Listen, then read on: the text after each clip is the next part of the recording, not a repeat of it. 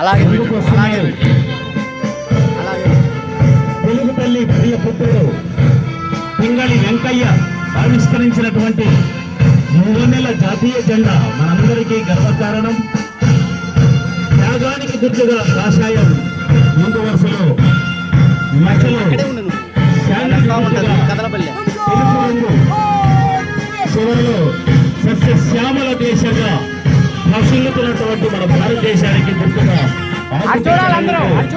3 నెలల జెండా మన ముందుకు వస్తూ ఉన్నది. అనంతపురం జిల్లా మన మధ్యకు రాయలసీమ, రతనాల సీమ, పెనుగొండ కోట ప్రసిద్ధి చెందినటువంటి జిల్లా. అలాగే చిత్తూరు జిల్లా, తిరుపతి, కాణిపాకం, చంద్రగిరి, విజయనగర సామ్రాజ్యానికి ప్రధాన కేంద్రమైనటువంటి చంద్రగిరి, చెరకు మామిడికి ప్రసిద్ధి పెనుగొండ వెంగమాంబ, కట్టమంచి రామలింగారెడ్డి.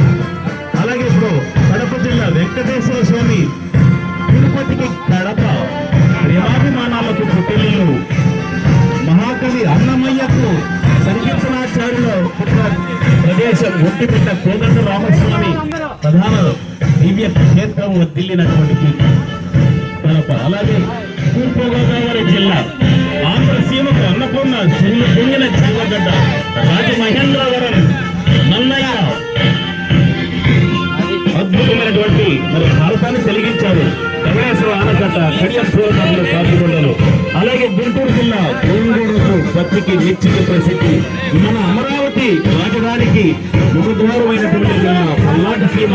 అలాగే కోటప్పకున్న చారిత్రక ప్రదేశాలు, కోడి పందాలు, బ్రహ్మనాయుడు, నాయకురాలు నాగప్ప. అలాగే అని పిలువబడేటువంటి కర్నూలు రాయలసీమకి ముఖద్వారం.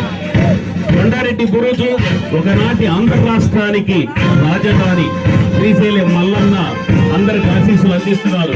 అలాగే కృష్ణా జిల్లా ఆంధ్రప్రదేశ్ గుండెకాయ, మన తారకరాముని జన్మభూమి, శాలివాహనులు శాతవాహనులు వెళ్ళిన ప్రాంతం, మచిలీపట్నం ఓడరేవు, ఇంద్రకీలాద్రి అమ్మవారు కనకదుర్గమ్మ ఆశీస్సులతో కృష్ణ